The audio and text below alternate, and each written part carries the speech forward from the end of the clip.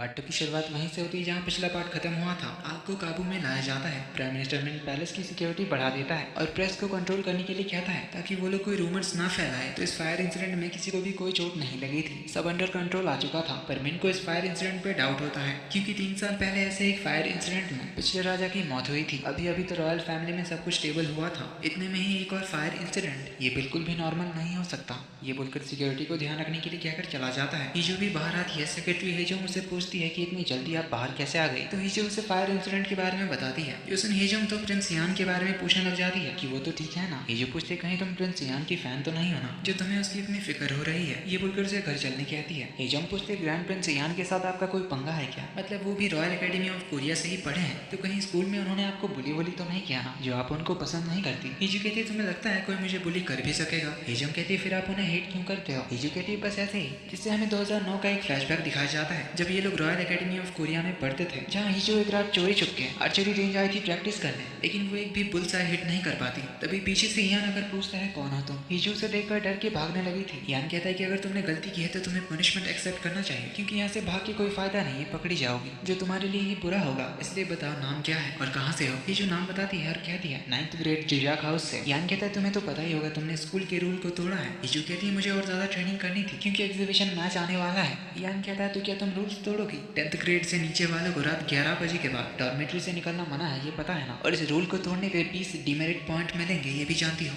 और दिए हुए टाइम से ज्यादा कोई स्कूल प्रॉपर्टी यूज करने से पहले प्रिंसिपल का अप्रूवल लेना पड़ता है, और इस रूल का उल्लंघन करने पे 10 डिमेरिट पॉइंट मिलते हैं। इस पे हीजो कहती है तो प्रिंस आप भी यहाँ हैं, तो इसका मतलब आपको भी डिमेरिट पॉइंट्स मिलेंगे। योसन यान प्रिंसिपल का अप्रूवल लेटर निकालता है, कहता है कि मैं तो अप्रूवल के साथ आया हूँ। हीजो पूछती है ये तुम्हें मिला कैसे, जबकि प्रिंसिपल ने खुद मैच के चक्कर में ज्यादा टाइम वेस्ट करने के लिए मना किया था। और तो और यहाँ की चाबी किसी दूसरे स्टूडेंट के पास कैसे मिली। वो यहाँ की चाबी दिखाते हुए कहती है कि ये चाबी 9th ग्रेड के रियू मिनसॉक के पास थी। अगर ये आर्चरी रेंज यूज करना मना ही होता तो फिर उसके पास ये चाबी कहाँ से आई, जिसको दिखाकर वो क्लास में शो ऑफ करता रहता था, इसलिए मैंने उससे ये चुरा लिया। किसी के पास आर्चरी रेंज की चाबी है, तुम्हें इतनी आसानी से प्रिंसिपल की परमिशन मिल गई, जो शायद मुझे कभी भी नहीं मिलती। इसलिए डिमेरिट पॉइंट का लेक्चर तो मत ही दो मुझे, मैं बस इक्वल अपॉर्चुनिटी चाहती हूँ। जो फैसिलिटीज मेरे राइवल्स को मिलती है मैं वो लेकर रहूंगी। यान कहता है तो इसके लिए क्या तुम उनके लेवल पर गिर जाओगी। ये जो कहती है बिना प्रैक्टिस के हारने के बजाय मैं गलत तरीके का यूज करके अपना हक छीन कर जीतूंगी, ये बोलकर जाने लगती है। और फिर वापस आकर यान को ग्रीट करके चली जाती है।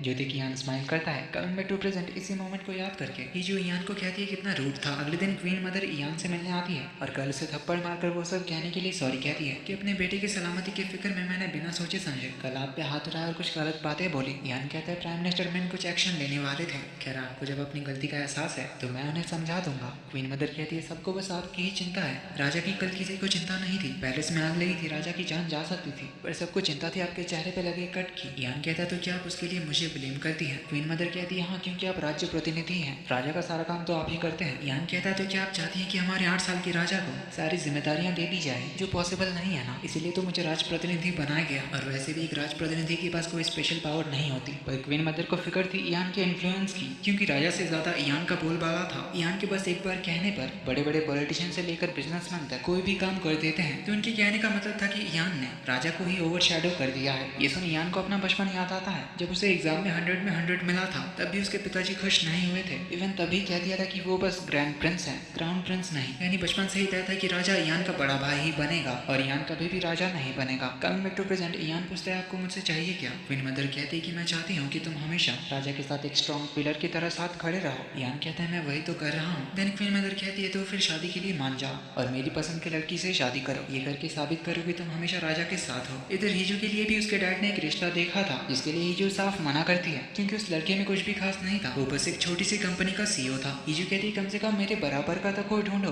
तभी तेजो और उसकी वाइफ आते हैं, जो कहते हैं तुम्हारे लायक सबसे बेस्ट रिश्ता यही मिला। हीजो समझ चुकी थी कि ये लोग शादी के बहाने उसे बस फैमिली से निकालने का सोच रहे थे। तेजो की वाइफ कहती कि हमने बहुत अच्छे अच्छे खानदानों में कोशिश की तुम्हारे लिए रिश्ता ढूंढने का, पर क्या है ना वो लोग हर छोटी छोटी डिटेल तक पता करते हैं। इसके बाद सभी ने तुम्हें रिजेक्ट कर दिया, जिससे वो हीजो के नाजायज होने का टॉन्ट मार रही थी। जो सुन हीजो भी उसे कहती कि फिर तुमने इस तेजो जैसे लूजर से कैसे शादी कर ली, जिससे भाई बहनों में फिर से बहस शुरू हो जाती है। हीजो साफ कह के चली जाती कि मैं तो इस लड़के से शादी नहीं करने वाली। इधर यॉन को क्वीन मदर की बात सुनकर हैरानी होती है। वो कहता है कि अब तक तो क्वीन मदर आपकी शादी करने के ही खिलाफ थी और अब वो आपकी शादी कराना चाहते हैं, वो भी उनकी पसंद की लड़की के साथ। ये मुझे तो कुछ ठीक नहीं लग रहा। यान ने क्वीन मदर को कोई जवाब नहीं दिया था, इसीलिए वो भी बस इस बारे में सोच ही रहा था। इधर हिजू की तो शादी वाली बात से दिमाग खराब हुआ बैठा था, इसीलिए वो तो सारे डायरेक्टर्स पे गुस्सा निकाल रही थी। तो हिजू उसे शांत कराती है और बताती है कि उसे प्रोफेशनल और पर्सनल चीजों को मिक्स नहीं करना चाहिए। इधर यान कुछ दिन के लिए रॉयल पैलेस छोड़कर अपने प्राइवेट रेसिडेंस जा रहा था। तभी उसकी मुलाकात होती है मिस्टर इम्प्योंग से, जो कि थे क्वीन मदर के पिताजी, जो उनके रॉयल कोर्ट के एक मिनिस्टर भी थे। तो यान के अपने प्राइवेट रेसिडेंस में जाने वाली बात सुनकर मिस्टर इम्प्योंग कहते हैं कि आपकी सिक्योरिटी का क्या होगा अगर आप पे कोई मुसीबत आ गई तो। यान कहता है मुझे लगा था आप खुश होंगे मेरे पैलेस से जाने से, पर आपने तो मुझे सरप्राइज कर दिया मेरी फिक्र जताकर। ये बोलकर वो अपने प्राइवेट रेसिडेंस के लिए निकल जाता है। तो मिस्टर इम्प्योंग क्वीन मदर से मिलने आते हैं, जहाँ क्वीन मदर को तो अब भी लग रहा था कि वो फायर इंसिडेंट यान ने ही करवाया था। वो यही शिकायत कर रही थी कि यान को कोई कुछ भी नहीं कहता, वो अपनी मनमानी करता है। तो मिस्टर इम्प्योंग कहते हैं कि ग्रैंड प्रिंस यान को सभी लोग पसंद करते हैं। अपने पेरेंट्स और भाई को खोने के बाद भी वो अपने छोटे भतीजे के लिए राजप्रतिनिधि बनकर काम कर रहा है, रॉयल फैमिली के वारिस की रक्षा कर रहा है, रॉयल क्राउन की रक्षा कर रहा है। इस पे क्वीन मदर कहती है कि यही तो इशू है। इधर हिजू अपने लिए खुद ही लड़का ढूंढ रही थी, क्योंकि वो जानती है कि अगर उसने कुछ नहीं किया तो उसके डैड किसी आरे गहरे के साथ उसकी शादी करा ही देंगे। पर हिजू को अपने जितना काबिल कोई मिल ही नहीं रहा था। तो वो हिजू को पॉलिटिशियन से लेकर बिजनेसमैन तक सबके मैट्रिमोनी प्रोफाइल चेक करने कहती है, पर कोई बात नहीं बन रही थी। हिजू तंग आके कहती है कि मैं ज्यादा थोड़ी मांग रही हूँ, बस कोई ऐसा मिले जो मेरे स्टेटस के बराबर हो। इतना भी कुछ इंप्रेसिव नहीं चाहिए, बस मेरी ब्यूटी काबिलियत और स्टैंडर्ड मैच करे। ऐसा भी नहीं कि मैं कोई रॉयल खानदान ढूंढ रही हूँ। ये बोलकर वो रुक जाती है, उसे कुछ आइडिया आता है। इधर यान अपने प्राइवेट रेसिडेंस में होता है, जहाँ यौन आकर उसे कुछ आर्टिकल्स दिखाता है जिसमें कुछ रॉयल मिनिस्टर्स और पब्लिक यान के खिलाफ थोड़ी नारेबाजी कर रहे थे राजा के बर्थडे सेलिब्रेशन पे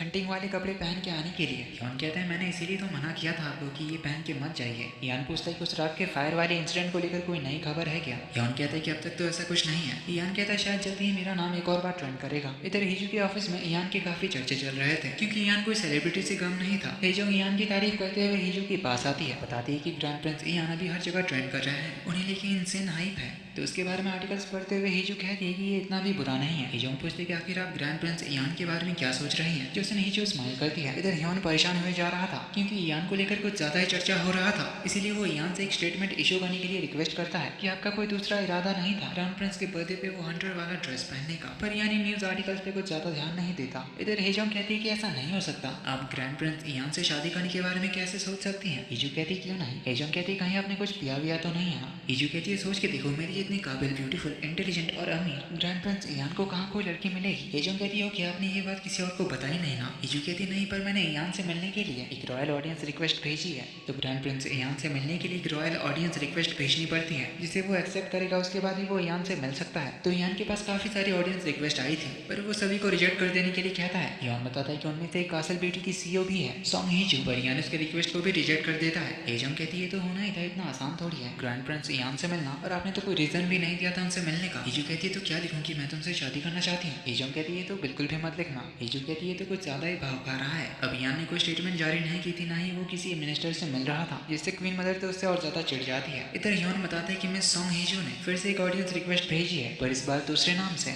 पिछली बार लिखा था Song Heeju CEO of Castle Beauty, इस बार लिखा है कैसल ग्रुप के चेयरमैन सॉन्ग की दूसरी बेटी। यान फिर से रिजेक्ट करने कहता है। इस तरह से हिजू और 10-15 बार रिक्वेस्ट भेजती है, लेकिन हर बार यान उसे रिजेक्ट कर देने के लिए कहता है। तो बार बार रिजेक्ट होकर हिजू परेशान होती है, और इधर यौन भी परेशान होता है। तभी हिजू को याद आता है कि बर्थडे वाली रात जब वो पैलेस के एक रेस्ट्रिक्टेड एरिया में चली गई थी, तब यान ने कहा था कि मेरे 3 गिनने से पहले अगर तुम चली गई तो मैं तुम्हारे यहाँ आने के बारे में भूल जाऊंगा। इतना तो मैं अपने जूनियर के लिए कर ही सकता हूँ, जिससे उसे एक आइडिया था। वो इस बार लिखती है एज यान की जूनियर बोल के। यौन आकर यान को बताता है कि मिस हिजू ने फिर एक रिक्वेस्ट भेजी है, पर इस बार लिखा है कि आपकी जूनियर हिजू को सीनियर ग्रैंड प्रिंस यान से थोड़ी गाइडेंस चाहिए। ये सुन यान काफी सरप्राइज होता है, स्माइल करके रिक्वेस्ट एक्सेप्ट करने कहता है। तो रिक्वेस्ट एक्सेप्टेड देकर हिजू तो बहुत ही ज्यादा खुश होती है, और शाम को सच धज के यान के प्राइवेट रेसिडेंस पहुंच जाती है, जिसके यान से मिलने की खबर क्वीन मदर तक पहुंच जाती है, क्योंकि उनकी एक स्पाई यान के प्राइवेट रेसिडेंस में मेड है। इधर फाइनली दोनों आमने सामने बैठे होते हैं। यान कहता है समझ नहीं आ रहा तुम्हें किस नाम से बुलाऊं, तुमने इतने सारे नाम से जो रिक्वेस्ट भेजी थी, तो बताओ मुझसे क्यों मिलना था। हिजू अपने बैग से एक रेड कलर का लेटर जैसा कुछ निकालती है, उसे यान के सामने रखकर कहती कि मुझे आपको प्रपोज करना था, चलिए शादी कर लेते हैं। जिस दिन यान शॉक्ड एंड सरप्राइज दोनों होता है। यहीं पे हमें एक एपिलॉग सीन दिखाया जाता है। क्राउन प्रिंस के बर्थडे वाली शाम जब यान रॉयल लेक के पास फायरवर्क्स जलाने आया था, तब दोनों ने ही एक दूसरे को देखा था। फिर 2009 में आर्चरी रेंज को लेकर हिजू ने जब यान को इतना कुछ सुना दिया था, तब अगले दिन वो स्कूल में काफी परेशान हो रही थी, क्योंकि उसने ग्रैंड प्रिंस और रॉयल फैमिलीज की इंसल्ट करी थी। तो उसे डर था स्कूल से निकाले जाने का और पनिशमेंट का। पर तभी उसकी फ्रेंड आकर उसे बुलाती है एक अनाउंसमेंट के बारे में बताते हुए, जहाँ इयान के कहने पर अब से आर्चरी रेंज सभी के लिए हर टाइम खुला रहेगा और सभी को प्रैक्टिस करने का मौका मिलेगा। जो देखकर हीजू काफी सरप्राइज्ड हुई थी। इसी के साथ एपिसोड यहीं पे खत्म होता है। जल्दी ही मिलते हैं अगले पार्ट में। तब तक के लिए वीडियो पसंद आए तो वीडियो को लाइक एंड हाइप करना, चैनल पे नहीं हो तो subscribe. Take care and bye bye.